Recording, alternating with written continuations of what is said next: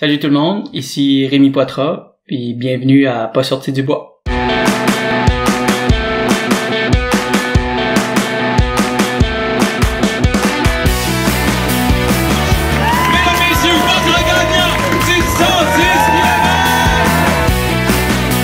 tu commences à te sentir bien en courant un ultramarathon, fais-toi-en pas, ça va passer. Grand champion du 125 km! Oh, que j'avais hâte de vous parler du petit nouveau de NAC, les mélanges pour boissons Ultra Énergie, des nouveaux drink mix spécifiquement développés pour les athlètes d'endurance qui viennent en 2 saveurs, melon d'eau et lime. Tu pognes ton sachet, tu le mélanges dans 500 ml d'eau et paf! 650 mg d'électrolytes, 8 g de protéines, 1300 mg de BCAA, 55 g de glucides et 250 calories. Puis au-delà des chiffres, maudit que ça goûte bon. Pour l'essayer, ça se passe sur le nacbar.com puis je t'offre 15% de rabais avec le code promo pas sorti du bois, PASSORTIDUBOIS. Let's go, allez essayer ça puis je vous souhaite un bon épisode. Ouais ben, on n'est pas sorti du bois, hein? Bonjour tout le monde, bienvenue à ce 106e épisode de Pas sorti du bois. J'espère que vous allez bien, j'espère que vous passez un bon été. Je vous avais dit que je partais en petites vacances estivales pour du podcast, un peu moins d'épisodes, mais là, bon, quand j'ai vu ce que Rémi a accompli en Gaspésie, je me suis dit, il faut que je sorte de ma pause estivale puis que j'enregistre un épisode parce que c'est assez fou ce qu'il a accompli. Rémi Poitras, bienvenue à Pas sorti du bois. Merci de m'accueillir ici, ça me fait plaisir d'être là. Écoute, c'est assez exceptionnel ce que tu as accompli. Je pense que chaque fois que quelqu'un a accompli quelque chose de gros sur le Sentier international des Appalaches dans les derniers 2 ans, il est venu au podcast après. J'ai parlé à Mathieu quelques semaines après son accomplissement. J'ai parlé à Charlotte Levasseur-Paquin qui l'été passé avait fait le record overall pour le self-supported, donc en autonomie. Anne Bouchard, après ça, a fait un temps record, elle aussi, avec équipe de support. Toi, tu t'es lancé là-dedans, dans ces 650 km-là et 30 000 mètres de dénivelé positif et négatif, je crois, en autonomie, toi aussi. Donc, j'avais le goût qu'on se jase de ça. Quand on se parlait il y a quelques jours, tu me disais, t'es encore sur ton nuage, puis j'ai dit, bon, ben go, on enregistre pendant que t'es encore là-dessus. Est-ce que t'es encore sur ton nuage en ce moment? Ouais, vraiment. Tu sais, je pense que c'est tout frais, justement. Là, au moment où on enregistre, ça fait 5 jours que j'ai terminé ma traversée. Depuis que je suis arrivé, je flotte sur ce petit nuage-là là, d'euphorie un peu totale, là, tu sais. Après avoir passé à travers un sentier de la sorte, on va en parler pendant le podcast, là, mais il y a beaucoup de choses qui est arrivé. Fait que on dirait que j'essaie de digérer tout ça, mais là je flotte un peu sur mon petit nuage, puis je me sens super bien. Ben écoute, profite-en, puis j'espère que tu vas y rester encore longtemps. C'est trippant ce que tu as accompli. Avant qu'on rentre dans le vif du sujet, la question importante, qu'est-ce que tu bois de ton côté? Ouais, fait que moi je bois une bière de la microbrasserie Bas-Canada que j'aime beaucoup. Je bois la HIPA version numéro 11. C'est en fait c'est dans mon style de bière préféré là, fait que c'est une IPA double dry hop qui est très tropicale et excellente. Excellent. Écoute, je reste dans le thème des IPA. Moi, j'ai une IPA du nord-est de Boréal, la gang de Boréal qui est partenaire de Pas sorti du bois depuis plusieurs mois maintenant. Donc, cheers à toi, cheers à ton accomplissement. Cheers Yannick. Un deuxième cheers après des problèmes techniques. Écoute, toujours une raison de plus pour boire une bonne bière. Oui, c'est ça. Avant qu'on entre dans le vif du sujet de ta traversée du Sentier international des Appalaches, j'ai le goût qu'on recule un peu parce que t'es quelqu'un qui est bien connu, je pense, dans la communauté trail. T'es un gars qu'on a vu sur des podiums. T'es un gars qu'on a vu dans la communauté, qu'on voit participer à plusieurs événements. J'ai envie de comprendre d'où vient cette passion-là de la course, du trail, de l'ultra-trail. Comment c'est arrivé dans ta vie? Ouais, écoute, si on recule un peu, là, moi à la base j'ai un background de natation là, quand j'étais au secondaire, fait que j'ai nagé pendant presque une dizaine d'années jusqu'à temps que je sois un peu tanné finalement, là, que je trouve ça un peu rigoureux comme sport, il fallait mettre beaucoup d'heures, fait que puis là je suis rentré à l'université, j'ai pris une pause de sport pendant 2 ans.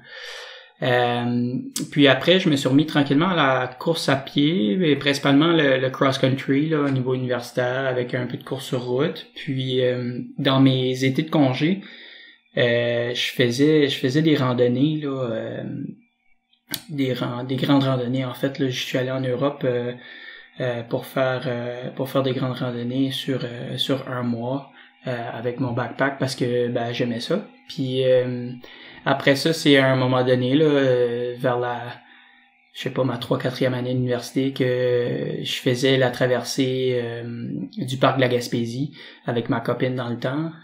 Puis là, en même temps, il y avait l'ancien Ultra Trail du Mont-Albert qui avait lieu. Puis là, j'avais comme vu ça que ça avait lieu, puis je m'étais dit, hey, ça serait comme cool de combiner la randonnée puis la course. Fait que là, d'où est né un peu les premiers pas de ma carrière de trail runner, on va dire là. Puis après ça, ben je me suis inscrit à mon premier ultra qui était le Bromont Ultra 55. Puis après ça, ben j'ai enchaîné les ultras, surtout dans le range du 50 à 80, puis je suis tombé en amour avec le sport. Fait que c'est un peu comme ça que ça a commencé. Je trouve ça le fun que ça a commencé, ou en tout cas, tu as eu cette première étincelle-là en Gaspésie, sur ce sentier-là. En voyant la course qui se déroulait, puis que t'as décidé, bon, je peux m'essayer là-dedans, puis finalement, tu t'es essayé, puis ça a quand même pas pire été. Non seulement t'as complété beaucoup de courses, t'as fait Arikana à Bromont, t'es allé faire le North Face Endurance Challenge à New York, le Gaspésia. T'as eu beaucoup de succès aussi. Succès, bon, en trail, ça veut dire des podiums, là. C'est pas succès international, mais je veux dire, t'as remporté des courses, notamment l'UTHC 80, Bromont Ultra 80. T'as eu du fun dans ce range de distance-là. Puis là, t'as jumpé de ce range de distance-là, comme tu le disais, les 50K, les 50 000, à une espèce de multijour de 650 km. Puis c'est drôle parce que, comme je le dis tout le temps, moi, j'aime ça aller faire mes petites recherches, mais plus en mode, je vais aller lire s'il y a eu des articles qui ont été faits pour m'imprégner un peu de mon invité. Puis j'ai retrouvé un article, je pense, de 2019 de Distance Plus, tu parlais que tu voulais explorer les distances du 100K, peut-être le 100 000 ou je sais pas, mais les distances rendues plus loin que le 80. Puis je sais pas si c'est arrivé dans ton parcours, mais là, t'es comme jumpé du 80 kg au 650, là. Ouais, exactement. Ben, tu sais, j'ai fait... en fait, j'ai fait mes 2 premières courses de 100 km dernièrement. Tu sais, j'étais à Cape Town, première expérience à l'international l'automne dernier.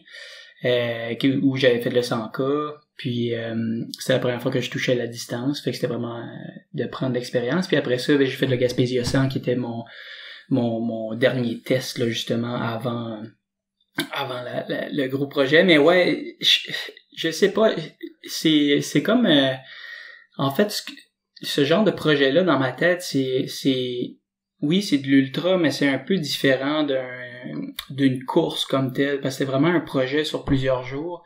Puis c'est vraiment un hybride entre, justement, le trail running puis la randonnée en montagne. Vu que j'ai aussi pris la décision de le faire en mode self-supported, là, qu'on appelle, fait autosuffisant.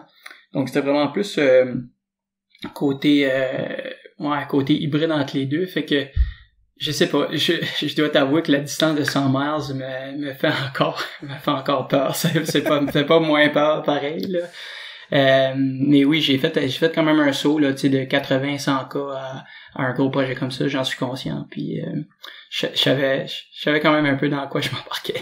Ouais. Est-ce que ce build-up-là d'aller faire Cape Town, d'aller faire le Gaspésia 100, c'était en direction de ce projet-là? Depuis combien de temps tu as le projet du GR1 en tête puis que tu t'entraînes pour ça?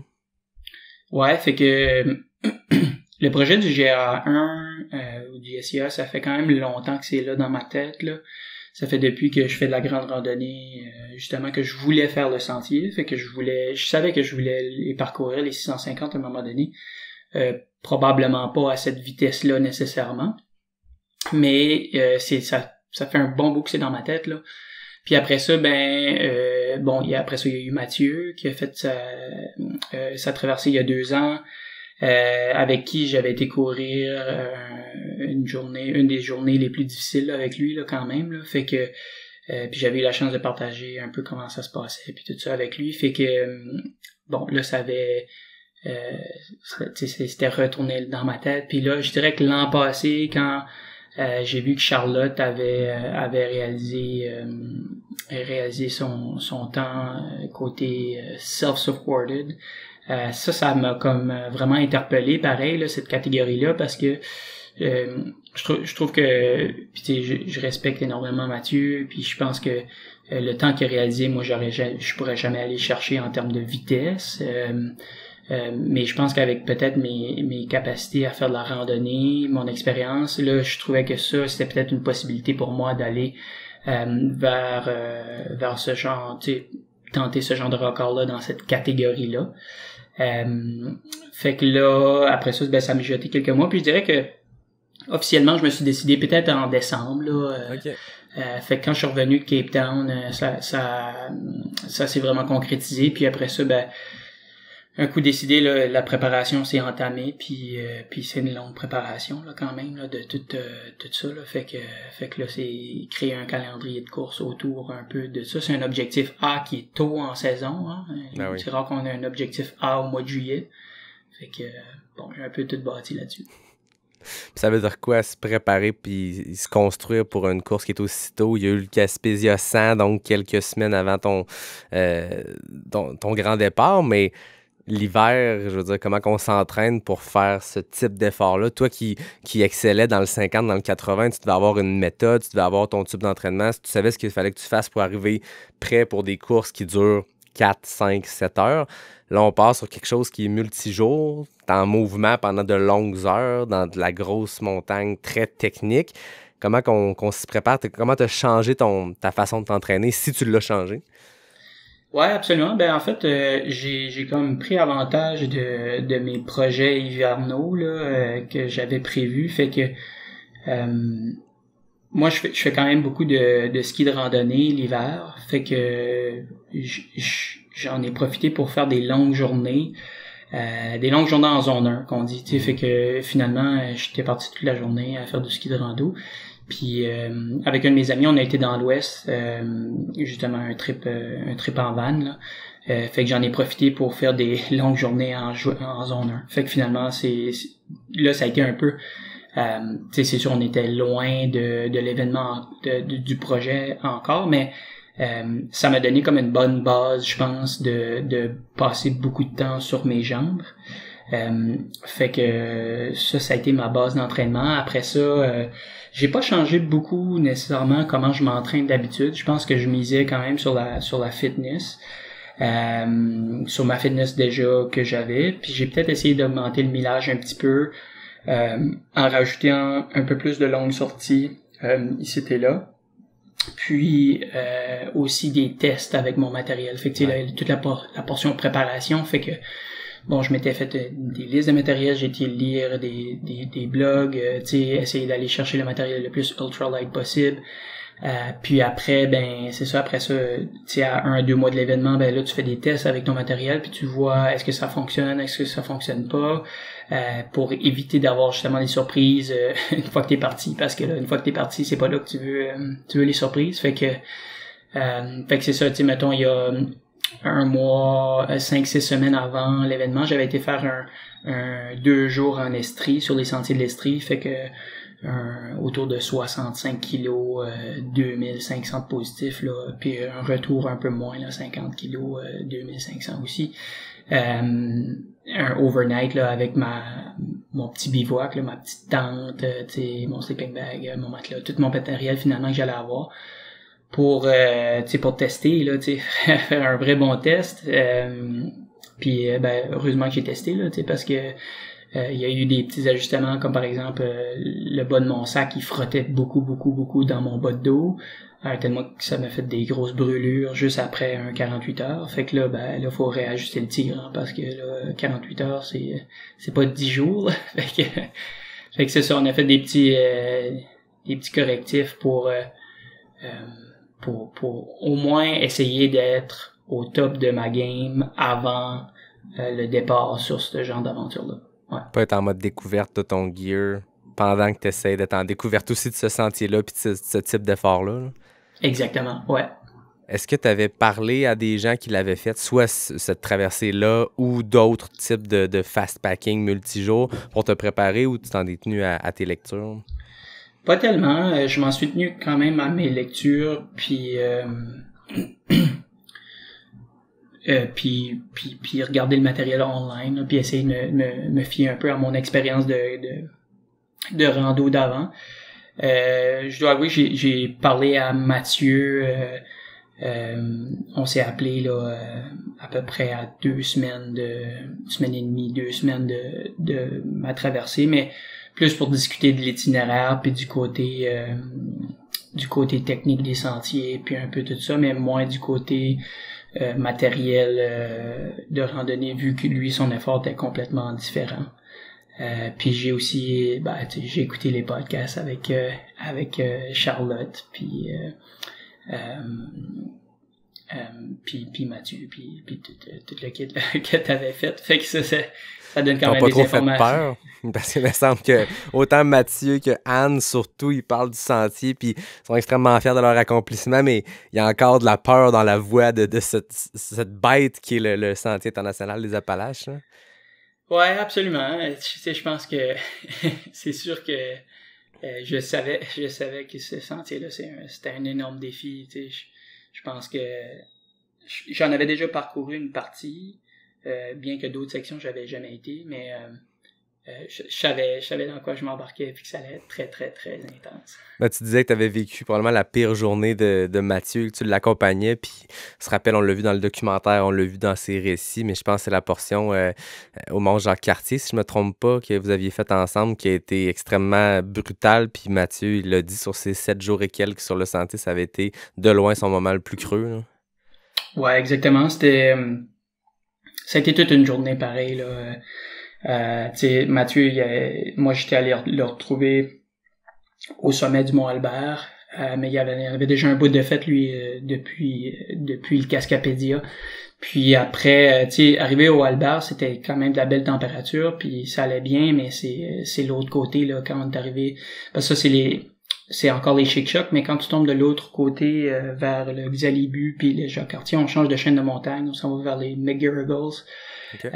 Puis parfois la météo est vraiment vraiment changeante d'une chaîne de montagne à l'autre. Puis c'est ce qui est arrivé là quand même cette journée-là. Puis écoute, il faisait -7 ressenti avec du vent, de la pluie, puis on est en mode course quand même là, donc c'était toute une journée, puis c'était vraiment éprouvant pour Mathieu qui avait déjà 350 kilos d'impact là, on s'entend. Ouais, c'est ça. Fait que toute une journée, ouais. Avant qu'on entre dans ta performance sur ces montagnes-là, dans ce sentier-là, tu l'as fait pour une cause, puis je me disais souvent dans ces situations-là, on conclut avec ça, puis j'ai le goût qu'on en parle dès maintenant de ton why, parce qu'on parle souvent de ça dans la course, dans le trail, dans des défis un peu fous qu'on se lance. Il faut qu'il y ait une raison, puis au-delà de la performance, au-delà du FKT ou peu importe, il y avait de quoi j'ai l'impression encore plus profond, plus ancré. Parle-moi un peu de la cause pour laquelle tu l'as fait. Ouais, absolument. Fait que moi j'avais décidé de joindre ce projet personnel-là à une cause qui me tient à cœur.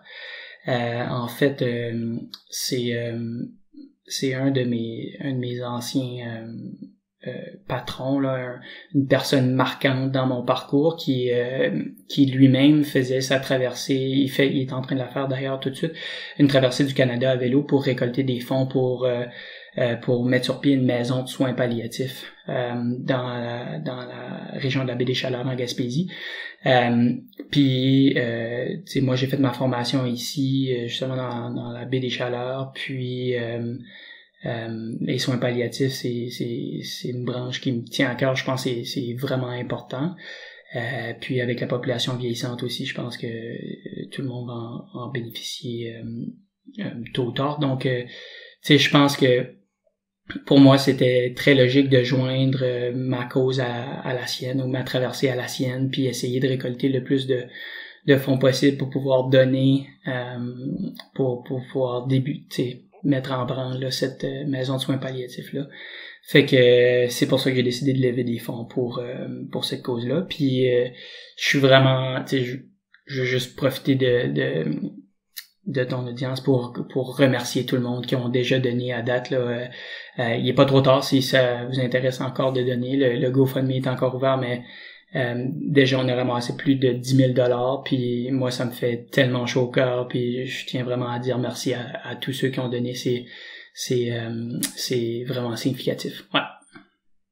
Ben, c'est capoté, déjà 10 000 $. Puis écoute, tu l'as dit, c'est pas encore terminé, fait que ceux qui écoutent, je vais mettre les liens dans les descriptions de l'épisode, mais si le cœur vous en dit, puis si vous avez un petit peu, un petit 5$, 15$, 100$, peu importe ce qui traîne, si vous voulez le donner à la cause de Rémi, why not, on mettra les liens. Mais je trouve ça le fun, mais on voit ça beaucoup, hein, des gens qui associent un défi un peu fou qui est personnel à quelque chose de plus grand, parce que des fois, j'ai l'impression que entre coureurs, coureuses de trail, on comprend ce type d'effort-là de OK, telle personne s'en va tenter telle course ou tel accomplissement. Mais quand tu sors de notre cercle, quand on parle à des moldus, des gens qui peut-être connaissent un peu moins notre sport, ça des fois, tu te dis dans l'histoire du monde, ce que je fais en ce moment, ça n'a pas tant de valeur. Mais quand on peut l'associer à une cause, on dirait que ça vient comme donner un deuxième, troisième, quatrième sens à ces genres d'accomplissements-là. Puis en plus de faire quelque chose de grand d'un point de vue sportif, ben, tu fais quelque chose de grand qui va servir à des gens, qui va aider du monde. Fait que je trouvais ça beau, puis je trouvais ça le fun de voir que dès que tu as lancé ton défi, ça venait en parallèle, puis ça faisait partie de ton why là-dedans. Ouais, vraiment, c'est justement le why, là, tu sais, c'est bien d'avoir des raisons pour lesquelles on fait ça, puis de joindre cette cause-là, ça rajoutait juste aux autres raisons, aux autres bonnes raisons pour lesquelles je le fais. Ben ouais. On l'a pas dit d'entrée de jeu, mais tu es aussi médecin, si je me trompe pas. Ouais, exactement. Je suis médecin d'urgence en début de carrière. En début de carrière. Ouais, ça fait être pratique d'avoir son propre médecin d'urgence quand vient le temps de faire une traversée comme ça. Il y a plein d'incidents peut-être qui peuvent arriver. Tu as quand même la formation pour pouvoir un peu te guérir si quoi que ce soit arrive. Ouais, ben, des bonnes notions quand même, là, mais tu sais, des fois, je veux dire, en tout cas, on va en parler, là, mais c'est pas parce que j'étais pas blessé que j'ai pas continué, là, tu sais, je veux dire, tu sais, t'as des douleurs, puis t'as mal, puis tu continues pareil, là. Ça aide juste à savoir c'est quoi le diagnostic un petit peu plus vite, peut-être. Je comprends. Ben là, parlons-en, entrons dans le vif du sujet. Parle-moi de ce premier matin-là, quand t'es à côté de cette petite arche-là qui est GA1, SIA, on part sur ce sentier-là. Comment tu te sentais au début avant de te lancer là-dedans, juste à quelques minutes de le faire? Fébrile. J'étais vraiment excité à l'idée de débuter ce sentier-là. Ça faisait un peu toute la semaine que j'anticipais un peu le début. Je savais que j'étais prêt, tu sais.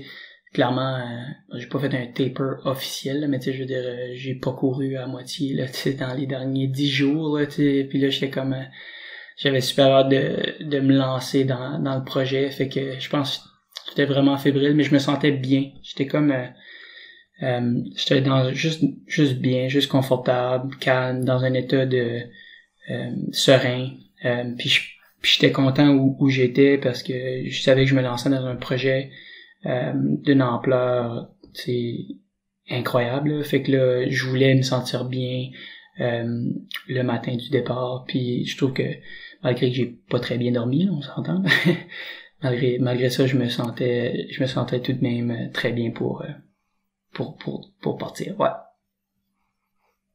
T'avais-tu un plan de match en tête, un chrono total en tête, un objectif? Ouais, je pense que ben c'est ça. Mon objectif de départ, c'était vraiment, tu sais, j'avais vraiment analysé le parcours, j'avais découpé mes étapes. Mon but, c'était de faire 10 jours. Je voulais qu'au 10e jour, j'arrive à Cap-Gaspé. C'était vraiment l'objectif dès le départ. Je savais que c'était un énorme contrat. Tu sais, je suis pas, je veux dire, je suis pas naïf non plus, là. Je pense que je savais qu'est-ce que ça impliquait de faire ce sentier en 10 jours. Tu sais, Mathieu l'a fait il l'a fait en 8 jours, en 7 jours et quelques, là, mais tu sais, en 8 jours. Donc ça voulait dire sans assistance, être capable de m'approcher à 48 heures de ce que Mathieu Blanchard avait fait sur ce sentier-là. Je savais que ça allait être un défi énorme, mais j'étais très, très motivé à l'idée de faire ça, puis je trouvais que c'était malgré tout pas hors de ma portée. Fait que je me lançais un défi ambitieux, mais que je croyais quand même réalisable. OK. Puis est-ce que tu avais découpé déjà tes journées précisément ou tu te laissais une marge de manœuvre plus-moins selon ton état puis ta forme? Ouais, c'est ça. J'ai pas été trop nice avec moi, là. J'ai découpé mes horaires assez précis, là, tu sais. C'est parce que, aussi, l'affaire, c'est que je voulais respecter le sentier. Puis l'organisation du sentier, tu sais, ils ont des abris, puis des campings, puis ça. Puis il faut faire des réservations à l'avance. Fait que, tu sais, moi, je voulais faire ça dans le respect du sentier. Fait que j'ai réservé mes plateformes de camping, mes abris, mes refuges à l'avance. Fait que mes journées étaient vraiment découpées, déjà découpées à l'avance, là, tu sais, finalement, je savais combien de kilomètres que j'allais faire. Avec, tu sais, on s'entend des petites marges de manœuvre, parce que si ça fonctionne pas, ben, tu sais, je devais être au courant de où sont les autres, tu sais, camping ou abris, en fonction de où je suis rendu, pour pouvoir, tu sais, ajouter des kilomètres si jamais ça va trop bien, ou en enlever si jamais c'est trop une grosse journée. Fait que je me laissais quand même de la marge de manœuvre, dans le sens que je connaissais le parcours puis la map, là. Mais ceci dit, mes journées étaient déjà prédéfinies. Si tout allait bien, je savais exactement où je dormais de A à Z. OK. Donc là, tu pars jour 1. Comment ça s'est passé cette première journée-là? Ouais, je pars jour 1, je pars sur le pont de Matapédia. Je traverse du Nouveau-Brunswick parce que, bon, c'est le lieu officiel du départ, mettons, si on se dit qu'on part du Nouveau-Brunswick, là, fait que je voulais partir de là. Je fais quelques kilomètres, j'arrive à l'Arche, petit moment de nostalgie spécial, là, je me lance dans le SIA, puis let's go. Première journée, j'avais une grosse journée quand même. Ça, je le savais déjà à l'avance. Mais des sentiers relativement techniques, beaucoup de dénivelé pareil, mais ça s'est somme toute bien passé.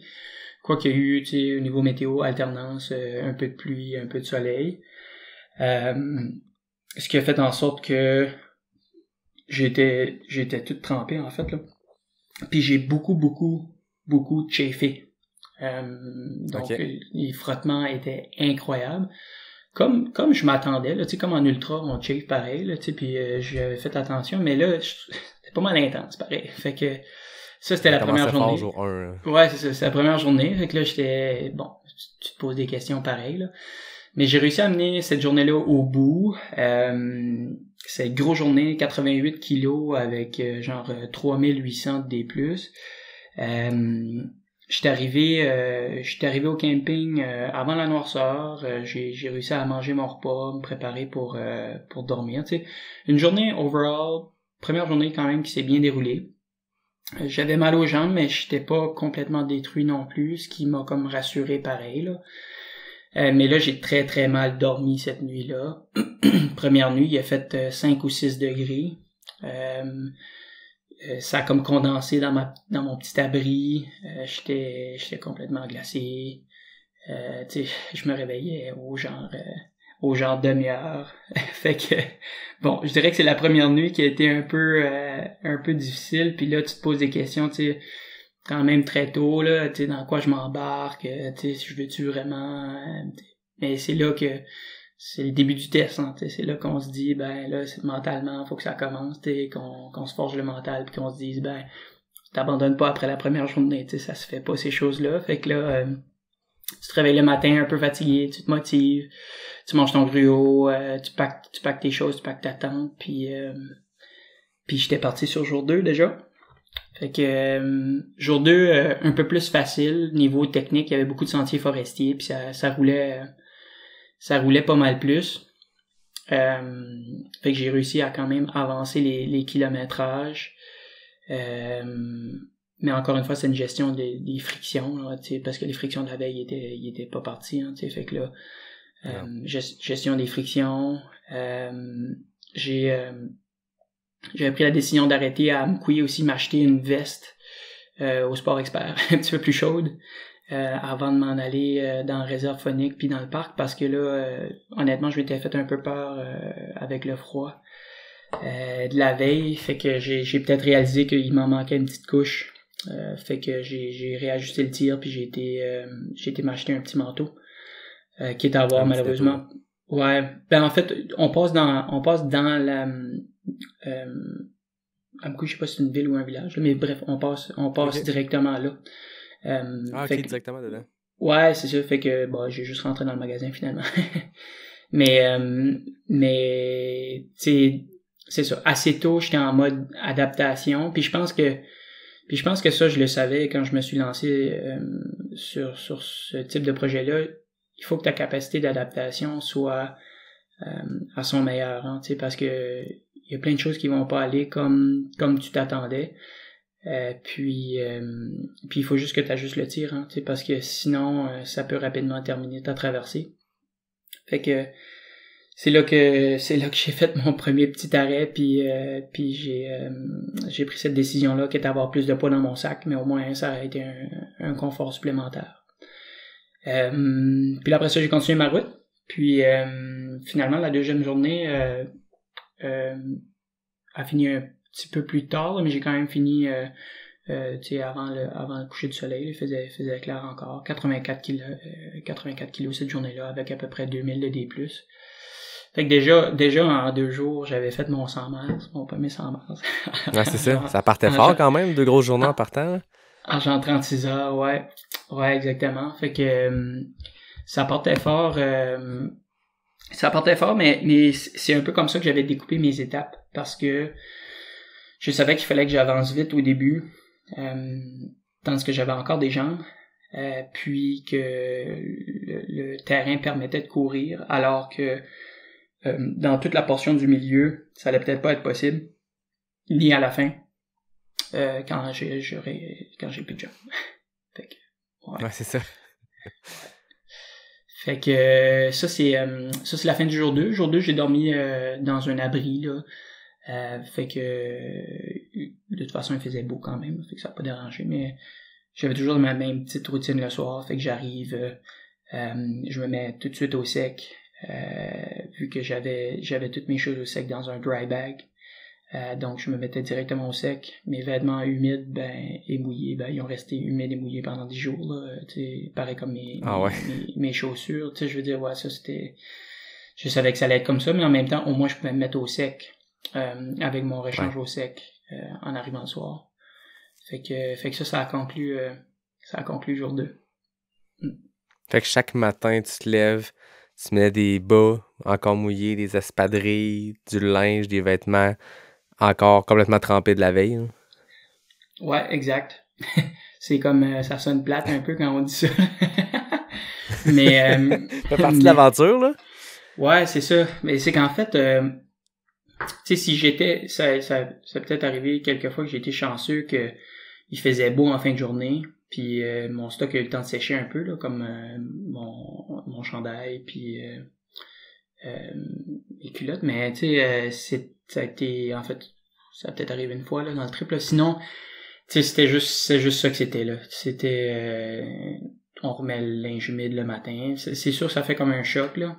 Tu sais vraiment il faut que tu sois dans le minding de je vais remettre mes choses mouillées, mais en même temps, de toute façon, environ 20 minutes, là, 15-20 minutes après que j'étais parti, la végétation était tellement dense dans ces sentiers-là que l'eau sur les feuilles, tu sais, me mouillait tout, puis mouillait mes souliers en 2 secondes et demie. Là. Fait que je veux dire, c'était juste constamment constamment dans l'humidité. Là. Ça, je m'en sauvais pas.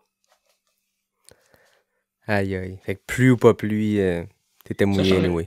Ouais, ça changerait pas pas grand-chose. Ça changerait pas grand-chose. Ouais. Puis ouais, c'est ça. Fait que là, après ça, jour 3, tu sais, jour 3, je rentrais un peu dans la réserve phonique de Matane. Fait que c'était un peu avec appréhension là, que je m'alignais là-dedans. Fait que j'avais une vingtaine de kilos. C'est connu comme étant une portion super montagneuse, super costaude, là. Exactement. Fait que, tu sais, la réserve phonique de Matane, c'est en bref, là, juste une région hyper sauvage avec la densité de la végétation. Je veux dire, on a des fougères hautes comme nos épaules. Le sentier est fermé au point où que tu vois pas nécessairement les roches, les racines. Fait qu'il faut t'as l'impression que tu tasses toujours la végétation pour pouvoir voir. Puis c'est juste une série de montées-descentes. C'est montée abrupte, descente abrupte. Puis c'est ça pendant 100 kilos. C'est la réserve phonique de Matane, c'est ça. Fait que ça a été vraiment les jours 3 et 4, ça a été de naviguer à travers ça là, dans des conditions pas nécessairement faciles tout le temps. Il y a eu de la pluie de réserve phonique en masse. Fait que puis là, je dirais que ça a commencé à être vraiment tough niveau musculaire. La réserve phonique de Matane, ça m'a rentré dedans. Niveau des articulations, là, des genoux, des chevilles, parce que c'était tellement abrupt en termes de sentier que je finissais mes journées puis j'étais pas mal détruit niveau physique. Mais au moins je réussissais à continuer à pouvoir manger, ce qui était ce qui est essentiel là, quand même là, sur ce genre d'effort là. Fait que ça ressemble à quoi ta stratégie nutritionnelle d'une journée type, mettons? Tu disais tantôt gruau pour déjeuner, après ça, jusqu'au souper du soir, tu mangeais quoi en courant? Ouais, fait que moi j'optais plutôt pour pas tant arrêter dîner. En fait, là, j'avais pas vraiment de dîner, là, fait que c'était des bars tendres, en fait, là. Fait que des bars toute la journée avec un mix de noix avec des fruits séchés que je répartissais sur 2 jours. Fait que c'était pas mal ça ma stratégie nutritionnelle qui a changé un petit peu en cours de route là, pareil là, quand je croisais des petits dépanneurs ou des petites choses, des fois j'essayais de varier un peu mon alimentation là, fait que varier. Je m'achetais une barre de chocolat puis un Pepsi là. Fait que juste pour pimenter un peu ce type d'alimentation là. Fait que mais je dirais que ça ressemblait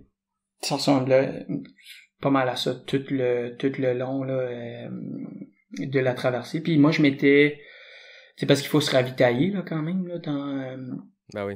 L'autosuffisance, tu sais, c'est comme ça que c'est ça qui est le principal but là de ce type de traversée là. Puis fait que là moi je m'étais dit que j'allais me laisser des boîtes environ aux 2 jours. Fait que c'est ça, je m'en étais laissé une, mettons. La logistique de la chose était pas nécessairement facile. Hein. Tu te dis au début, je vais le faire en 10 jours, je vais me laisser une boîte jour 2, 4, 6, 8, ça va être facile. Mais c'est pas nécessairement si facile que ça, là, fait que moi j'ai envoyé 2 boîtes à l'organisation du sentier qui en a mis une en fait au début de mon jour 3 puis une deuxième à la fin de mon jour 4. Fait que ça, c'était un peu mes 2 premières boîtes, mais il était pas vraiment à 2 jours d'intervalle, mais plus comme à 1 journée et demie, là, tu sais.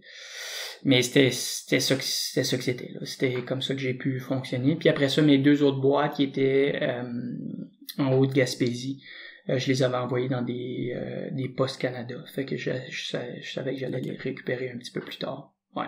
Fait que c'est comme ça que j'ai fonctionné. C'est ça, parce qu'on l'a pas dit exactement ce que c'était le self-supported, mais tu sais, je l'ai déjà expliqué dans d'autres épisodes, mais mettons que vous venez de découvrir le podcast puis vous écoutez celui-là en premier. Les FKT, t'as 3 types d'efforts, t'as 3 types de logistique. T'as le complètement supported, donc c'est ce que, par exemple, Mathieu Blanchard avait fait. Il y avait une équipe qui le suivait. T'as le complètement en autonomie complète, mais ça, c'est des efforts qui sont plus courts nécessairement parce que tu peux seulement te ravitailler en eau dans des rivières. Pour le reste, il faut que tu portes sur toi ce que t'as. Fait que là, pour une aventure de 650 km, ça devient pas mal ambitieux de faire un... Tu sais, unsupported, c'est quasiment impossible. Là. Je veux dire, tu pars avec un backpack gigantesque. Puis tu as le self-supported où tu n'as aucune aide extérieure que celle que tu t'es toi-même planifiée, comme dans ton cas, tu le dis, poster des boîtes, les placer à des endroits. Mais c'est ça les 3 types. Toi, dans ton cas, c'est ce que Charlotte avait fait. C'était du self-supported. Donc, c'était ma parenthèse pour mettre en contexte. Exactement. L'ai-tu bien expliqué? Oui, c'est exactement ça. Ça serait impossible de traîner tout ce qu'on... ça se fait, là, mais je veux dire, ça serait un effort sur beaucoup de jours, puis tellement lourd comme matériel que... oui, c'est ça. Ouais. Fait que... ouais, c'est ça, c'est un peu comme ça que j'ai procédé pour ma nutrition. Tu sais, je dirais que ça a fonctionné pour la plupart des jours, bien que c'est ça, à partir bon, je vous épargne les détails, là, mais à partir de jour 5 à 8, j'ai eu des gros troubles gastro-intestinaux, ce qui ont fait en sorte que j'ai quasiment pas pu m'alimenter, là, en fait, là.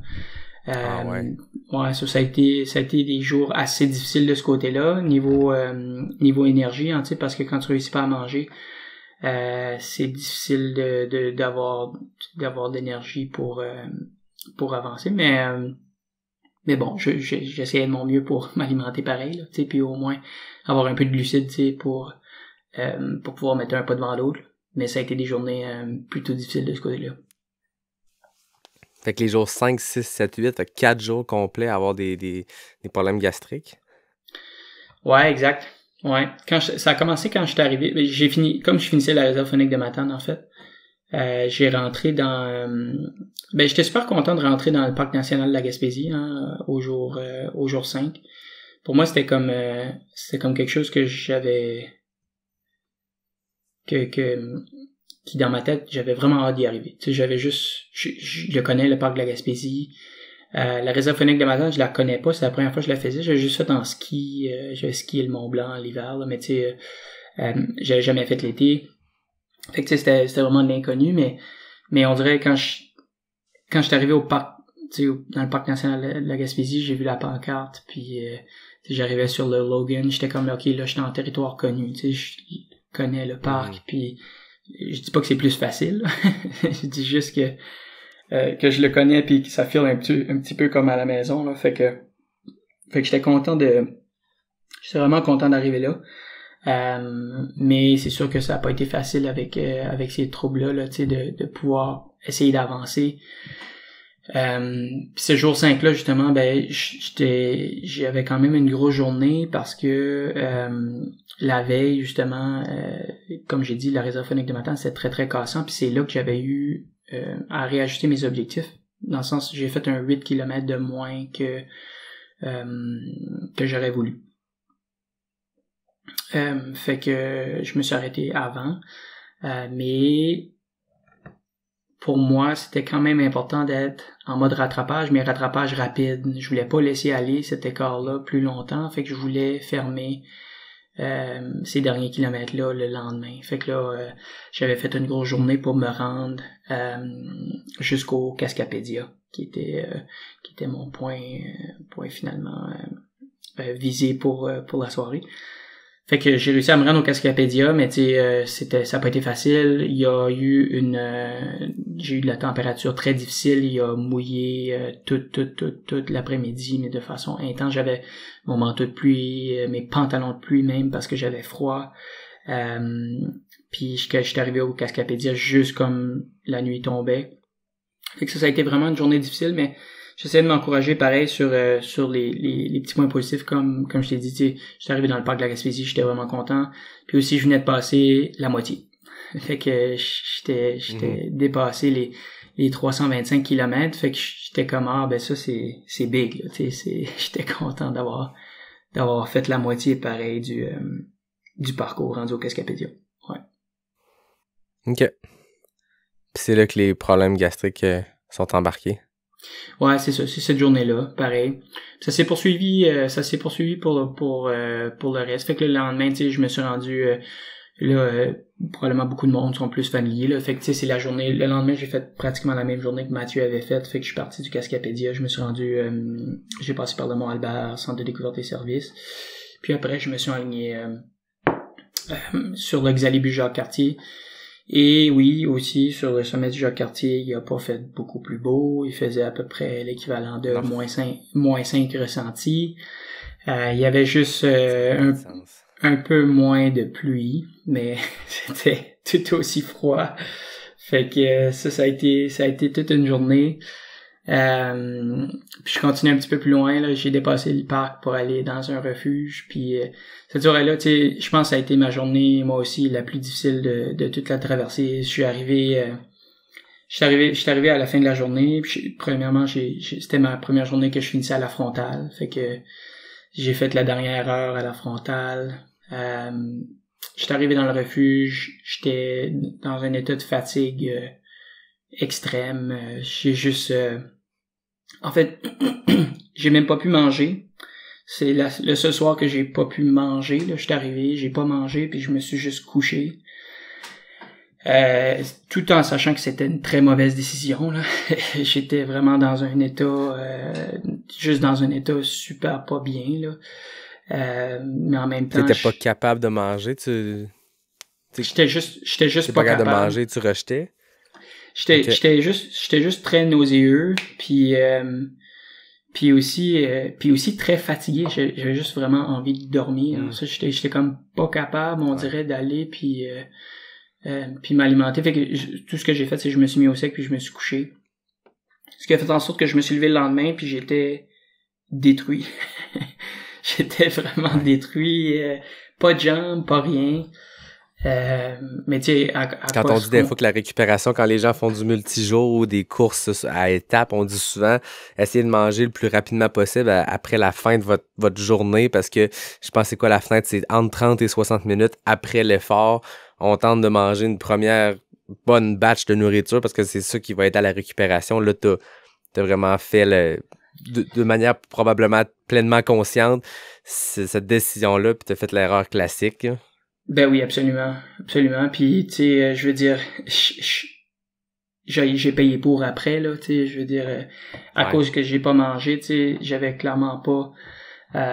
j'ai échappé ma récupération, là. Donc, à partir de ce temps-là, ben, pas que c'était pas difficile jusqu'à là, c'était très difficile, mais ça a juste un peu accentué mes douleurs, puis... le fait que j'avais plus de jambes là après là, fait que le restant a été définitivement difficile, en partie à cause de ça, mais en partie à cause de aussi j'avais quand même 400 kilos d'impact puis tout le kit là. Mais clairement que ça a pas aidé. Fait que tu sais, mon but après ça c'était de me rendre à la mer. Tu sais, parce que un peu comme Mathieu l'avait décrit dans son documentaire, tu sais, je voyais un peu les choses en section. Fait que tu sais, moi je venais de finir le parc, ben là mon but prochain c'était de me rendre à la mer, tu sais, parce que je savais qu'à la mer il me restait environ 200 kilomètres, fait que ça allait être une grosse étape. Fait que je me suis rendu au Mont-Saint-Pierre le lendemain matin, puis à Mont-Saint-Pierre j'ai essayé de me refaire une beauté du mieux que j'ai pu. Fait que j'ai arrêté dans une petite épicerie pour essayer de manger le plus que possible, puis essayer de vraiment de reprendre sur moi là finalement pour la suite des choses, ce qui a fait du bien. Tu sais, j'ai dû prendre un peu plus de temps que prévu, puis j'ai moins avancé vite, mais je pense que j'ai essayé d'être intelligent dans ma stratégie rendue là pour justement reprendre des forces pour la suite là, parce qu'il en reste quand même, tu sais, il en reste moins qu'il restait, mais il restait quand même 200 kilos rendus là. Ouais. Fait que j'ai essayé d'utiliser cette stratégie-là, rendue à Mont-Saint-Pierre. Ouais. Là, de voir la mer comme ça a-tu l'effet escompté? Voir la mer, ça a vraiment fait du bien. Surtout, sentir l'air salin, je dirais. Ça a vraiment, ça a vraiment été un moment, parce qu'il y a eu des moments forts dans la traversée, tu sais, quand même. Puis je dirais que l'arrivée ce matin-là avec l'odeur de la mer, ça a été vraiment fort. Puis ça m'a donné en fait juste beaucoup d'énergie pour la suite aussi, parce que j'essayais de bâtir sur des t'essaies de bâtir sur des choses positives, hein, t'es toujours un peu dans ton mental, parce que physiquement t'es cassé là, c'est clair, t'as plus de jambes, ça fait longtemps là, t'es rendu là. Fait que t'essayes de bâtir sur des points positifs. Puis ça, j'étais juste fier d'être rendu, d'avoir fait plus que 400 km, puis d'avoir pu me rendre au nord de la Gaspésie. Fait que j'ai essayé de bâtir là-dessus, puis de me remplir de positif finalement là, tu sais, pour continuer. Ouais. Il y a plein d'accomplissements dans l'arrivée à cette mer-là, j'ai l'impression, parce que chaque personne qui a fait ce sentier-là qui m'en a parlé. Il y avait quelque chose, il y avait un rapport avec ça. Tu sais, Mathieu, lui, il vient de la mer, c'est un plongeur, puis il y avait ce rapport-là. Mais je pense qu'il y a aussi le fait que, tu sais, quand tu regardes le sentier, c'est une traversée complète de la zone, tu sais, le bas du Québec qui est sous le fleuve Saint-Laurent. Tu pars du bas complètement, comme tu le disais tantôt, quasiment au Nouveau-Brunswick, puis là, tu arrives à la mer complètement de l'autre côté, puis il te reste juste, c'est pas le bon terme, c'est 200 kilos, mais il te reste juste à longer la mer puis te rendre jusqu'à Forillon. Ouais, je suis vraiment d'accord. Je pense que c'est spécial. C'est quand même spécial de juste traverser. Tu sais, t'as fait toute cette traversée-là, pareil, là. Ah oui. Puis c'est ça. Je pense que c'est pour ça que tout le monde était quand même fier d'arriver à la mer. Puis moi aussi. Moi aussi. Fait qu'à ce moment-là, c'était quoi ton plan du moment que t'arrivais au Mont-Saint-Pierre? Il restait un genre de 3 jours pour se rendre jusqu'au bout du monde? Ouais, exact. Fait que, en fait, fallait juste que je termine cette journée-là. Cette journée-là qui finalement s'est terminée un 5 km un peu plus court que prévu. Okay. Mais à cause justement du fait que, comme j'ai dit, j'ai pris le temps de me ravitailler un peu plus. Mais j'étais content parce que mes problèmes gastro-intestinaux étaient un peu plus sur la fin rendus là. Je commençais à pouvoir m'alimenter de nouveau. Ce qui a fait en sorte que j'ai pu regagner de l'énergie. Puis j'ai fini, tu sais, cette journée-là, j'avais fini 5 km plus court que ce qui était mon objectif. Mais je me sentais zen avec ça. J'étais bien. J'étais dans un meilleur endroit que les autres soirs d'avant. Ouais. Fait que je me sentais vraiment confortable à arrêter un petit peu avant, puis confiant que le lendemain, j'allais pouvoir rattraper les 5 km qui me restaient. Fait que, ouais. Fait que, je dirais qu'après ça, les 3 derniers jours, finalement, ça a été plus, en fait, il y a eu cette grosse journée-là où j'ai dû rattraper, puis que j'ai terminé à la frontale. Ça c'était le jour 8. Ça a été je savais que c'était les derniers gros jours là, que j'allais avoir à faire. Tu sais, je pense que j'ai fait 72 kilos cette journée-là, ce qui était une assez grosse journée encore. Mais j'ai fait comme 1 heure et demie à la frontale quand même, là. Fait que j'ai fini tard, mais je me sentais bien avec ça parce que je savais qu'un peu que c'était la dernière grosse journée, le dernier gros effort. Pas que les 2 autres jours après allaient pas être gros, mais je savais que le plus gros était fait. Puis après ça, jour 9 et 10, il me restait 55 km. Les 2 journées étaient à peu près identiques. 55 km avec 2500 de positifs. Que j'étais plus capable de courir. J'étais juste physiquement plus capable de courir. Tu sais, je pouvais, tu sais, de façon minime, là, tu sais, trotter les descentes, mais c'était à peu près ça que c'était. Fait que en tout cas, j'ai juste marché le reste, c'est une longue randonnée rapide, tu sais, j'ai réussi à marcher vite, puis à trotter les descentes, mais je veux dire, il y avait pas j'ai pas battu de record ces 2 journées-là. Je me suis juste déplacé, pour me rendre éventuellement à mon objectif final. Puis le premier matin, quand tu sais, pas le premier, mais le dernier matin, quand tu sais qu'aujourd'hui, tu vas te rendre au bout du monde, t'avais-tu une énergie différente? Est-ce que ton mindset venait de changer? Est-ce que tu pouvais commencer à te permettre de penser que tu allais te rendre à la fin puis que tu allais voir le bout de ce sentier-là? Le dernier jour, oui. Ouais. Le dernier jour, c'est là vraiment que... Je crois que quand j'ai traversé le parc de la Gaspésie, je me disais que la fin était possible. Mais je me disais que la fin était possible, mais je savais pas si j'allais le faire en 10 jours. J'étais pas sûr parce que c'était tough. Tu sais, je me disais peut-être ça va me prendre une journée de plus. Mais tu sais, le dernier jour, tu sais, là, je me suis levé, puis j'ai eu un petit moment pour me dire, tu sais, que c'était aujourd'hui que ça allait se passer puis que j'allais me rendre. Tu sais, là, je savais que j'allais me rendre au bout. Je savais qu'il fallait toujours que je la fasse cette journée-là, pareil, mais je savais que j'étais capable puis que j'étais rendu là, puis ça, je me sentais vraiment bien ce matin-là. Je me sentais, bon, on s'entend complètement détruit, là, tu sais, comme si je m'étais fait passer par un train, mais ça a pas changé dans la majorité des jours que j'étais là, mais c'était plus niveau, tu sais, mental, que je me sentais je me sentais bien. C'était un bel endroit, puis j'ai juste commencé à marcher, puis je me suis rendu finalement à Forillon, puis la dernière portion, ben c'était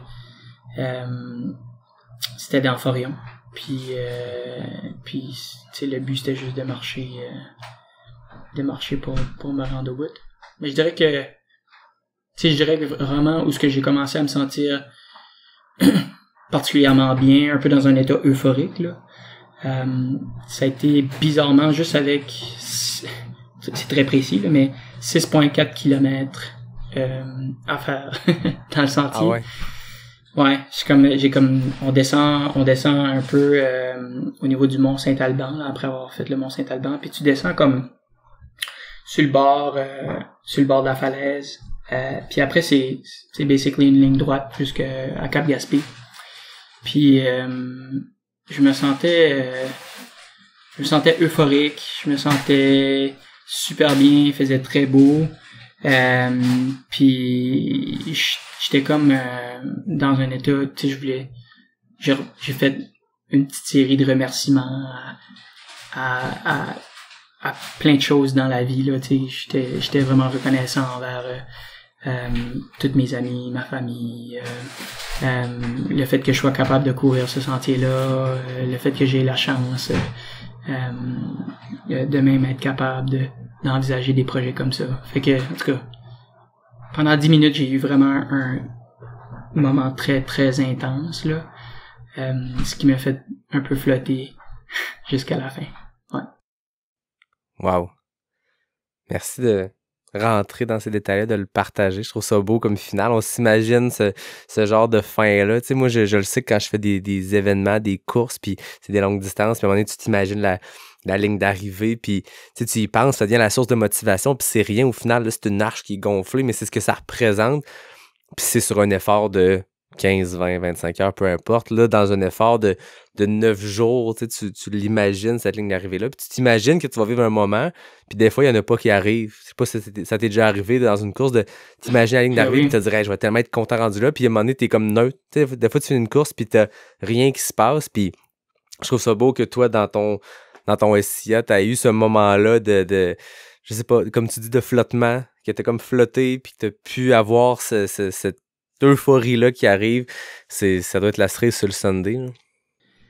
Absolument, parce que, tu sais, comme tu dis, des fois, ça arrive juste pas, ça vient juste pas. Là, je me suis quand même demandé si ça allait venir, tu sais, parce que je te dirais qu'au niveau énergétique,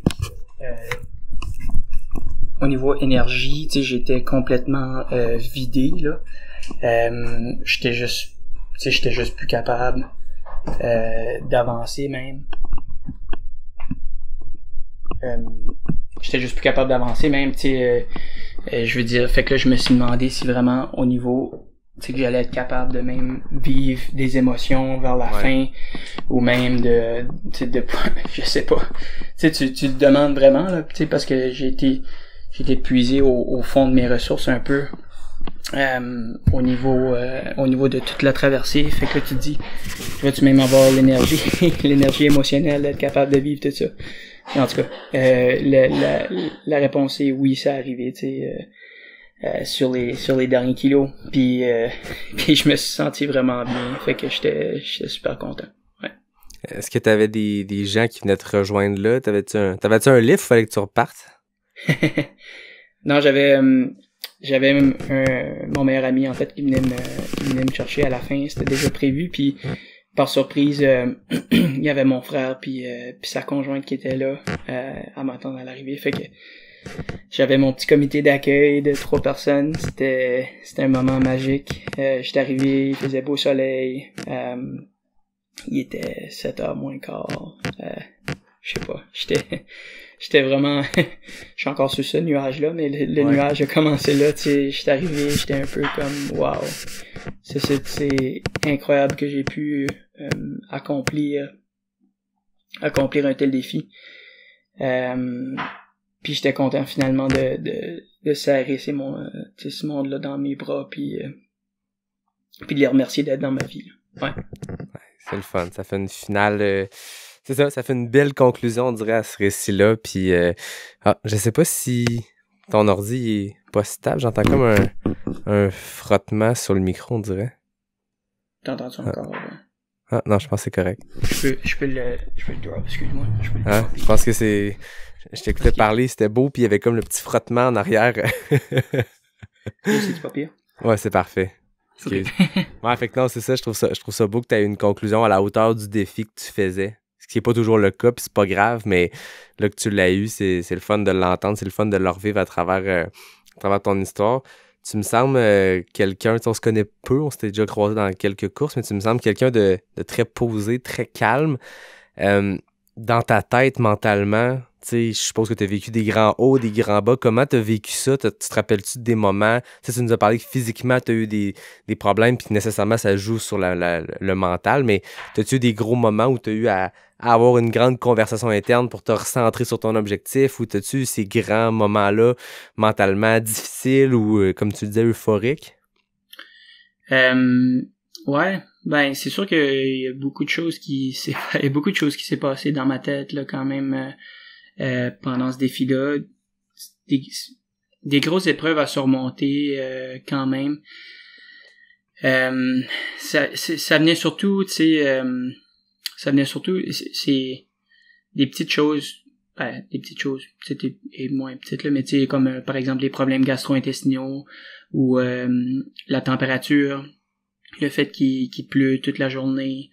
Je dirais que ça a été des bonnes épreuves qui a fait en sorte que il faut un peu se parler.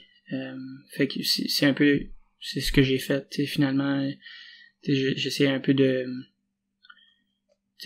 d'accepter le fait que j'étais en souffrance, que je souffrais, mais que c'était correct, puis que il fallait que je sois en mode solution, puis que je continue d'avancer finalement pour aller vers mon objectif. Tu sais, dans la vie, ce que je fais, c'est de la résolution de problèmes. Les gens viennent me voir, ils ont des problèmes, j'essaie de résoudre leurs problèmes. Puis c'est ce que j'aime le plus. Depuis que je suis tout petit, résoudre des problèmes, c'est ça que j'aime. Fait que à l'école, c'est ça que j'aimais. Fait que j'avais l'impression que mon projet, c'était une grosse résolution de problèmes. Fait que quand ça allait pas bien, ben j'essayais de résoudre le problème. Fait que dans ma tête, c'est un peu ça. Puis après ça, il y a l'instinct de survie qui embarque quand je pouvais pas me dire que j'arrêtais parce que moi j'ai personne qui me suivait.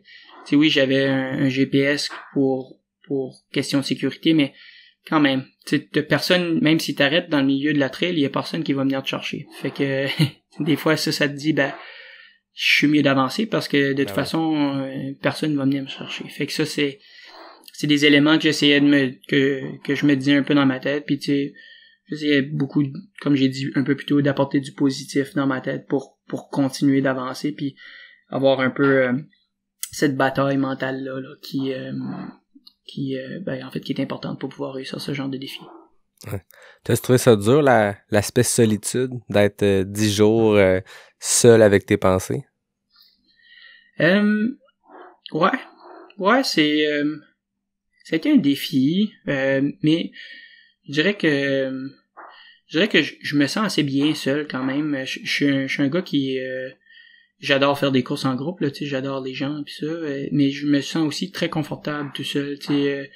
Des fois je fais des longues sorties toute la journée tout seul, puis je me sens confortable là-dedans. Fait que ça me faisait penser un peu à une longue sortie, mais pendant plusieurs jours d'affilée. Puis tu sais, il y a pas beaucoup de gens, mais il y avait quand même des randonneurs que j'ai croisés aussi, puis tu sais, à quelques reprises j'ai pris 2-3 minutes pour leur jaser, puis il y a des gens qui ont des histoires vraiment inspirantes, fait que c'est comme super cool là, de pouvoir leur jaser. Fait que ça faisait mon petit social, c'était bien assez. Je voyais des orignaux puis ça, puis pour moi voir des animaux c'est cool aussi là. C'est comme mon social. C'est connu, surtout la réserve faunique de Matane pour les orignaux, mais t'as-tu des rencontres de loin, c'est beau un orignal quand t'es proche ou quand il y a t'as peut-être d'autres animaux, ça peut être plus apparent. T'as-tu eu des rencontres de faune qui ont été un peu plus stressantes ou ça s'est passé paisiblement comme le reste?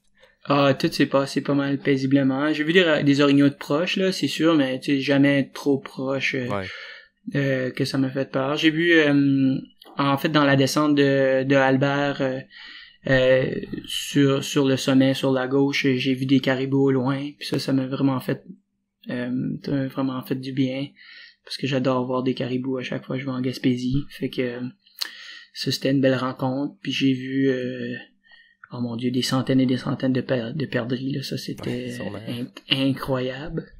Mais sinon, pas vraiment d'autres choses, là. C'était pas mal, ça s'est pas mal limité à ça. C'est hot. T'as-tu des conseils pour quelqu'un qui voudrait se lancer dans ce genre d'aventure-là, multijours, sur ce sentier-là ou sur un autre? Tu le disais, toi, t'as écouté le passage de quelques athlètes qui avaient fait cette traversée-là au podcast. Il y a peut-être des gens qui veulent se lancer sur celui-là ou d'autres puis qui vont t'écouter. Toi, c'est quoi ton conseil pour ces gens-là? Je pense mon plus grand conseil, puis en fait, moi, c'est ça qui...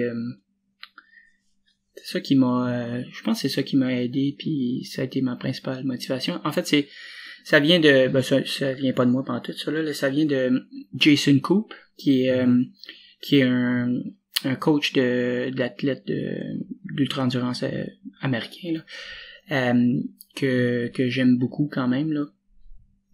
Puis lui il disait quand tu viens qu'à choisir puis ça s'applique à des projets comme ça, mais aussi surtout à des épreuves d'ultra-endurance, mais quand tu viens qu'à choisir ton épreuve ou ton calendrier, tu sais, faut vraiment que tu choisisses des courses qui te tiennent à cœur pour des raisons que toi seul trouves importantes, là.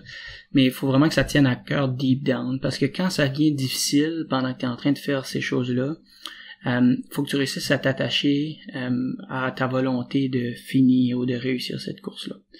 Fait que tu sais, moi je dirais que si quelqu'un veut faire le SIA GA1 ou tout autre projet de cette envergure-là, c'est parfait, tu sais, lancez-vous dans des beaux projets comme ça, c'est magnifique, puis tu sais, c'est des expériences de vie. Mais assurez-vous que vous le voulez vraiment, tu sais, que c'est vraiment quelque chose qui vous tient à cœur, parce que ça va être tough. Puis quand ça va être tough, il faut réussir à trouver les raisons pourquoi vous avez décidé de faire ça, puis il faut amener ces raisons-là à la surface pour vous aider à continuer. Fait que moi je dirais que ça serait ça mon plus grand conseil là. Le reste après ça, question logistique, vous viendrez me parler, ça me fait plaisir.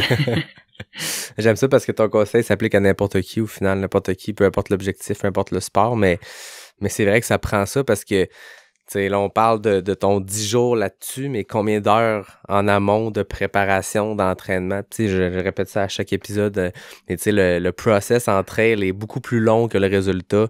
Fait que je trouve que même, pas juste dans l'épreuve, mais dans le process, tu sais, quand tu te lèves à des heures pas possibles pour essayer d'aller squeezer ta course avant la job, puis de passer des heures à faire de la recherche, à planifier, à faire des ziplocs de bouffe pour ton crew, peu importe c'est quoi ta préparation, tout ça, faut que tu le fasses pour les bonnes raisons. Faut que tu le fasses parce que ça te motive, pis ça te démange de l'intérieur de remplir cet objectif-là, parce que c'est du temps que tu pourrais faire bien d'autres choses, là. Exactement. Quand c'est passionnant, quand c'est en dedans de toi, puis ça te ronge de l'intérieur, puis t'as le goût de le faire, c'est du temps, c'est pas du temps perdu, c'est pas difficile de le faire, t'sais. Moi, quand l'objectif est clair dans ma tête, je te confirme, quand le cadran sonne à 4h30, j'ai aucun problème à sortir du lit. Exactement, c'est ça qui arrive. Tu sais, si c'est clair dans ta tête que c'est ça que tu veux, tu vas te lever puis tu vas le faire, ton entraînement. Tu sais, c'est juste que ça prend la bonne course, ou ça prend celle-là que tu veux vraiment. Ouais. C'est quoi ton prochain truc? T'es-tu déjà capable d'identifier ça va être quoi la prochaine affaire, ou tu profites du nuage puis tu vas te poser puis attendre avant de décider ce serait quoi le prochain projet? Ouais, je dirais que je flotte pas mal sur mon nuage, puis aussi je réapprends à marcher là, fait que j'ai des bonnes douleurs encore très présentes et beaucoup d'enflure, fait que tout de suite je pense que je vais être vraiment en mode guérison de mon corps. Je m'étais pas mis des ultras, en fait c'est comme j'ai dit tantôt, l'objectif A de ma saison c'était ça, mais c'est tôt dans la saison, mais ceci dit ça a fait en sorte que j'ai été très prudent dans le reste de mon calendrier, c'est-à-dire j'ai rien de prévu vraiment, c'est plutôt soft. Fait que je sais même pas qu'est-ce que je vais faire, mais je vais sûrement refaire d'autres courses cette année. Puis sinon, d'autres projets, Je pense que je vais laisser la poussière retomber un peu, mais j'ai pas exclu le fait d'essayer d'autres choses. J'ai adoré cette expérience-là en autosuffisance, là. Je pense que c'était vraiment un style qui me va bien. Ça, je me sentais bien là-dedans. Je sentais que j'étais dans l'esprit de la randonnée quand même, malgré que je réussissais à aller vite. Puis ça m'a beaucoup plu. Fait que je sais pas, j'ai pas exclu d'autres projets de ce genre-là, mais faut que ça prenne le temps de mijoter un petit peu. Ça prenne le temps de te prendre d'un trip, que ce soit pas juste un prochain projet parce que ça prend un prochain projet.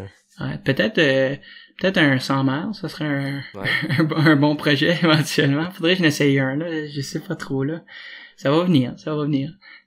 Intéressant. On l'a pas dit, mais t'as quand même complété tout ça en 9 jours, 13 heures, 24 minutes. Puis je sais pas si c'était dans quel ordre de l'objectif, si c'était ça le but au final, mais t'as abaissé le FKT, le Fastest Known Time, pour le Self-Supported de quasiment 3 jours. Puis on salue Maxime Boisvenu-Fortin qui avait établi ce temps-là l'année passée, qui est extrêmement rapide, qu'il avait fait, je pense, quelques jours après Charlotte, qui avait battu le temps de Charlotte, qui avait mis ça à 12 jours. Anne avait fait ça en 11 jours avec une équipe. Mathieu a fait ça en 16 jours et des poussières avec une équipe. Toi, tu as fait ça en 9 jours et des poussières. Tu disais tantôt 48 heures avec Mathieu. C'est exactement ça la différence que tu as avec son chrono. C'est extrêmement impressionnant.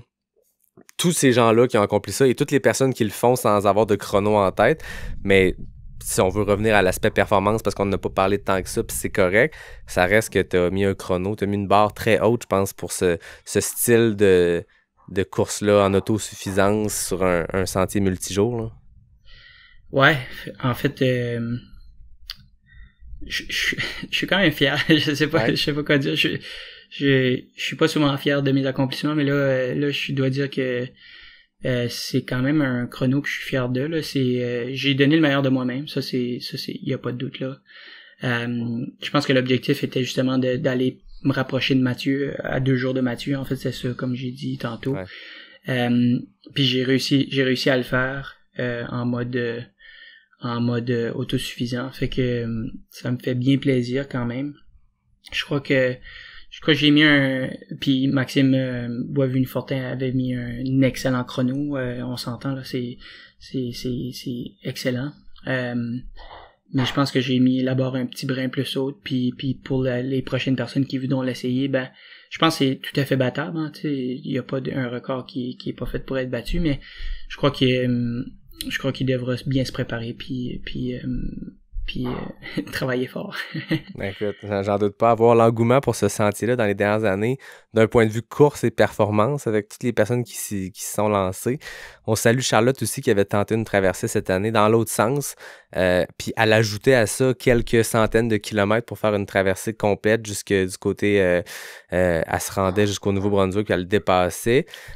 Charlotte était contrainte d'arrêter en cours de route pour une blessure, mais on lui souhaite un prompt rétablissement, puis je suis certain que elle les a bien à cœur, ces montagnes-là, cette région-là, puis je suis certain qu'on va la revoir essayer, mais c'est ça, il y a beaucoup de monde qui l'ont essayé, une popularité depuis que Mathieu l'a fait en mode course-performance, puis ça va être intéressant de voir dans les prochaines années, parce que il y a plein d'FKT, puis à Québec, dans la région, il y a le Tour de l'île qui a généré pas mal de traction dans les dernières années, avec, il n'y a pas si longtemps, plusieurs gars qui avaient obtenu le FKT à travers le temps, qui se sont mis ensemble pour essayer de le faire, puis Jeff a rebattu son temps, mais c'est des aventures dans lesquelles tu te lances pour quelques heures. C'est extrêmement impressionnant vu la vitesse à laquelle ils le font, mais une popularité comme ça autour d'un sentier de 650 km et 30 000 mètres de dénivelé, des gens qui s'y préparent, c'est complètement fou. Puis là, on parle de performance de FKT, mais n'importe qui se lance sur cette traversée-là, c'est un accomplissement titanesque, là, c'est énorme. Absolument. C'est tout un sentier pareil. Le chapeau à tous ceux-là qui réussissent à le traverser. C'est un magnifique sentier, mais c'est très dur. C'est très dur, sauvage et difficile. Ouais. Je te le pose pas plus tard dans les questions éclairs en fin d'épisode, mais tantôt tu disais ton sentiment de fierté puis que c'est rare que tu es fier de tes performances, mais entre faire une première place à Bromont ou à l'UTHC ou terminer sous les 10 jours qui était ton objectif Comment ça se compare, ce genre de sentiment de fierté-là? Oh boy. On n'est pas vraiment dans la même chose pantoute. Je dois dire que pour moi, cette traversée-là, c'est une fierté incroyable. J'enlève rien aux courses que j'ai faites avant, puis toute la beauté, mais c'est complètement un autre type d'effort, puis les heures que j'ai mis dans la traversée, on dirait que c'est beaucoup, ce qui fait en sorte que je pense que j'en tire pas mal de fierté. Ouais, j'espère que t'en tires de la fierté parce que c'est énorme ce que t'as accompli, puis de l'entendre, puis de voir comment tu l'as vécu, je pense que c'est encore plus intéressant pour les gens que tu viennes le partager, puis je t'en remercie. Ça me fait bien plaisir. T'as fait pas mal de courses au Québec, je le disais, t'es allé en faire aussi aux États-Unis, t'en as fait à Cape Town en Afrique du Sud l'année passée. T'as-tu des courses comme ça sur ta bucket list, des courses avec un dossard que tu vas accrocher que t'aimerais faire?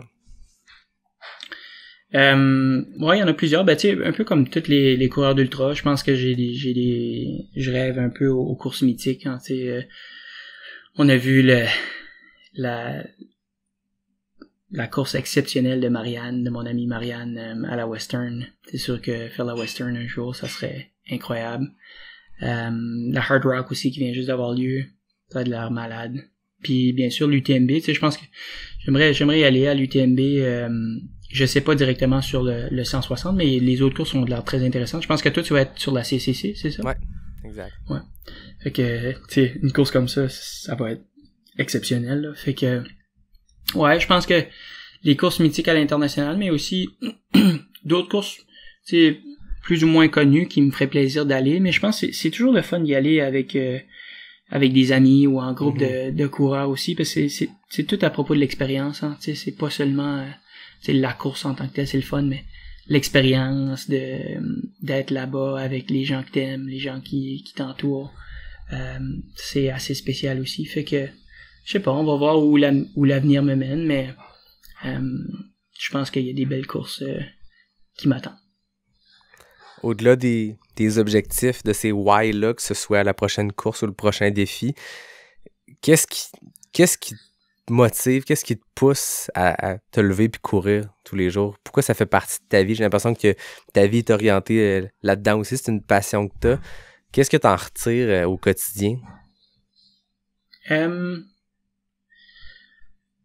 pense que c'est juste d'aller passer du temps en nature. Pour moi, j'ai une relation assez forte avec être dehors. Ça me fait juste du bien. Je trouve que c'est un endroit qui est paisible, qui est juste calme, qui est zen, fait que j'aime juste passer du temps dehors beaucoup. Fait que ça, le fait de courir, puis de courir particulièrement en trail, ça me permet d'être dehors puis de passer beaucoup de temps dehors, ce qui me plaît beaucoup. Il y a aussi toute la communauté, hein, tu sais, autour de ça, comme j'en parlais, je viens juste d'en parler, tu sais. C'est le fun parce que là, ça te permet de partager des beaux moments avec tes amis coureurs. Puis bien sûr, un peu comme tout le monde, je suis un peu accro aux endorphines que la course peut te procurer. Fait que j'aime bien ma petite dose d'endorphines à chaque jour. On a tous besoin, hein? Ouais.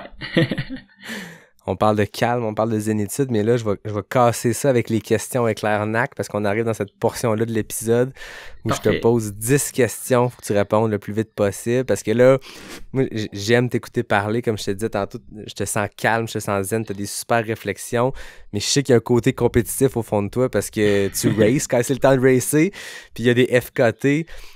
Joanie Desroches et Natacha Gagnon ont fait ça en 12 secondes chez les femmes. Du côté des hommes, c'est Yvan Lheureux en 10 secondes. Bon, je veux pas dire que tes chances sont minces, mais on est à distance puis il y a un petit délai. Mais on va faire ce qu'il faut puis au final, on veut juste entendre quelle réponse tu vas nous donner à ces questions tricky-là. On va l'essayer. Je sors mon chrono puis tu me dis quand t'es prêt. Ok, je suis prêt. Route ou trail? Trail. Sucré ou salé? Sucré. Monter ou descendre la montagne? Monter. Matane ou Gaspé? Gaspé. Questionnaire, bar ou gaufre? Bar. Bâton ou pas de bâton? Bâton. Course organisée ou FKT? FKT. 50K ou 50 000? 50 000. Boîte ou neige? Boîte. Mont-Albert ou Mont-Jacques-Cartier? Albert. Oh shit, 21 secondes. C'est très fort. Mais si je compare à mes chronos de l'époque où je faisais que des entrevues en Zoom, c'est du très très fort. Ça a déjà été le FKT, là. C'est bon, on va le prendre 21 secondes. On va le prendre. Bâton, pas de bâton. T'as-tu fait ta traversée avec des bâtons? Ouais. J'ai fait ma traversée avec des bâtons. 30 000 puis mètres c'est de pour ça dénivelé, ça va de soi, hein? C'est pour ça que j'ai choisi bâton. Mais normalement, je suis pas bâton vraiment. Là. Je veux dire, dans mes courses, surtout au Québec, là, je veux dire, il y a pas assez de dénivelé pour prendre les bâtons la plupart du temps. Mais là, c'était un must, là. Ça, c'était sans question. En fait, c'était un aide à la marche à la fin aussi. Oui, c'est ça. C'était plus juste des bâtons pour le power hike, c'était juste une 3e, une 4e jambe pour réussir à avancer. Là. C'est ça. Ouais. Eh ben, merci beaucoup, Rémi, d'être venu partager ton aventure. C'était super intéressant de découvrir parce qu'on voit, tu as réussi à donner quelques updates sur les médias sociaux de ce que tu as vécu. Puis on sentait qu'il y avait eu des journées tough. Mais là, c'est le fun d'avoir plongé là-dedans puis d'avoir compris comment ça s'est passé. Merci de ton ouverture puis de ton partage comme ça, de ta générosité. Ben, ça me fait bien plaisir. Puis en fait, merci à toi, Yannick, de m'avoir invité. Je trouve que c'est super cool de laisser la chance aux athlètes de partager toute cette intensité-là là, de leurs accomplissements puis avec la communauté trail. En tout cas, ce que tu as bâti, c'est incroyable. Puis merci de me laisser participer à ton podcast. Ben merci, écoute, c'est super gentil. Au plaisir de se croiser dans une course cet été. Tu disais tantôt que tu n'avais pas encore de choses sur les plans, dans les plans, mais on va peut-être se croiser plus tard cette année. Puis sois fier de ce que tu as accompli. Je trouve ça beau, tu es sur ton nuage, puis je te le souhaite de rester là le plus longtemps possible, d'avancer sur cette belle vibe-là. Puis on a très hâte de savoir ça va être quoi la suite, parce que tu viens comme d'entrer dans une nouvelle zone, on dirait, avec ce multijour FKT autonomie-là, puis on va te souhaiter de t'amuser là-dedans. Cool. Ben, merci beaucoup. Ouais. Merci à tout le monde aussi qui nous écoute. J'espère que cet épisode-là vous a plu, que je suis sorti de mes petites vacances que j'avais prévues pour le podcast cet été, puis que je vous ai offert quelque chose qui est le fun. Moi, en tout cas, je suis sur mon nuage d'avoir jasé avec toi, Rémi, d'avoir compris, ou en tout cas pu toucher ce que tu as vécu sur le Sentier international des Appalaches. C'est assez exceptionnel. Merci à tout le monde. Comme d'habitude, je remercie David Hébert qui signe le design graphique. Je remercie Fred Desroches pour le thème musical. Je vous dis à la semaine prochaine ou à la suivante à suivre pour le prochain épisode de Pas sorti du bois, le podcast 100% trail.